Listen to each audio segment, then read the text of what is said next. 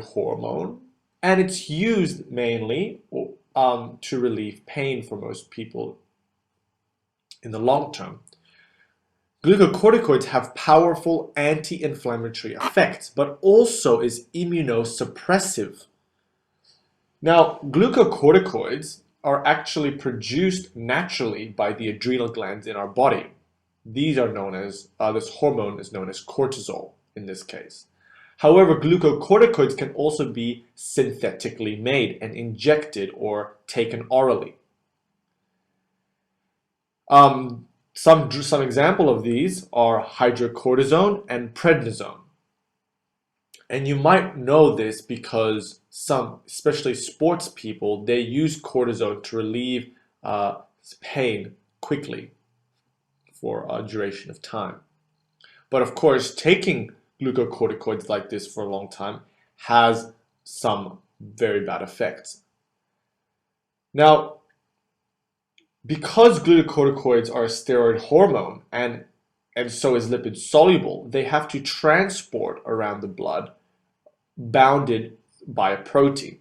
This protein is a carrier protein for glucocorticoid known as transcortin.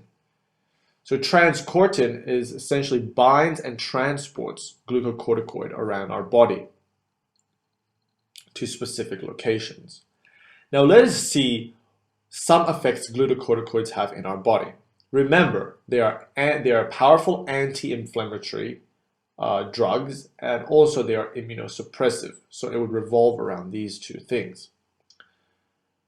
One of the main things glucocorticoids do is that they go inside a cell and bind onto a glucocorticoid receptor and upregulate and downregulate certain genes. So here we have a cell. It can be any type of cell. Here we have the cytoplasm of the cell, and here we have the nucleus of the cell containing the genes. Before we see what glucocorticoids do, let's see what normally happens during inflammation, pain, and infection. And look at this in an overall picture. So when we have pain, inflammation, and infection, this will stimulate this cell through the receptors by chemicals or something. And essentially, this will activate nuclear factor kappa B within this cell. Nuclear factor kappa B will then activate the genes of this cell to produce mRNA. The mRNA will be translated to inflammatory cytokines, or will be translated for inflammatory cytokines to stimulate or to promote the inflammatory response. And this may cause sensitization of pain, heat, redness, etc. So this will promote inflammation, the response. So what does glucocorticoids do? Well, as mentioned, glucocorticoids will upregulate or downregulate certain genes. And for an example of this is that glucocorticoids, which is a lipid-soluble hormone, will travel around the body with transcortin. The glucocorticoids will enter the cell and bind onto a glucocorticoid receptor.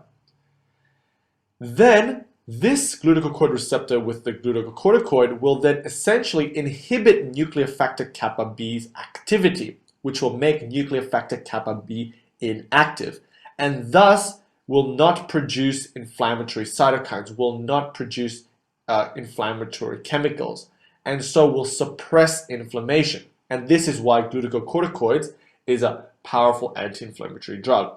This is just one example.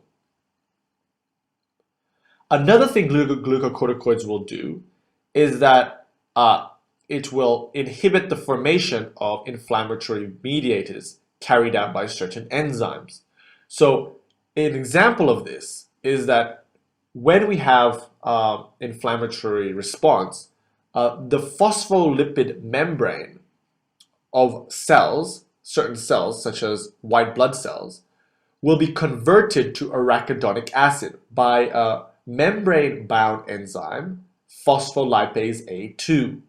Arachidonic acid will then be converted by the enzyme COX to prostaglandins, leukotrienes, or thromboxanes, and these are eicosanoids.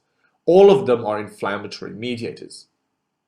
What glucocorticoids do is that they will essentially enter the cell and inhibit the enzyme phospholipase 2 and COX enzyme, thus inhibiting the formation of inflammatory mediators. So glucocorticoids inhibits phospholipase A2 and COX, thus is an anti-inflammatory agent. Glucocorticoids, remember, travel around the body bound to carrier molecules such as transcortin. Another use of synthetically made glucocorticoids such as hydrocortisone and prednisone is as a replacement therapy. Because remember, the adrenal glands normally produce cortisol, glucocorticoids. However, when the adrenal glands produce low levels of glucocorticoids, and we need glucocorticoids, an example of this sort of disease is known as Addison's disease. So we would use replacement therapy and inject glucocorticoids into this person, and thus try to balance low levels out. Now, there were like the good effects, sort of using glucocorticoids as an anti-inflammatory drug and as a replacement therapy. However, there's always side effects with using any type of drug. For glucocorticoids, the long-term effects include immunosuppression, and so the person using it for a long time can be more prone to infection. Here is a bacteria, for just a note. So, for example, here we have all the white blood cells, some white blood cells, the T cells, mast cells, dendritic cells, and macrophage. Using glucocorticoids for a long time essentially decreases the number of white blood cells and the production of these cells. And this is related to the decreased cytokine production as well, because remember, glucocorticoids reduce the production of inflammatory mediators.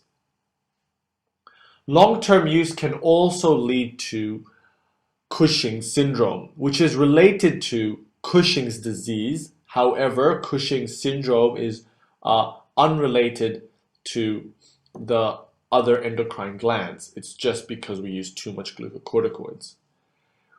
Cushing's syndrome, a person suffering from Cushing's syndrome, we would see weight gain, obesity, and fluid retention. And so you have this sort of big gut because of the fluid retention.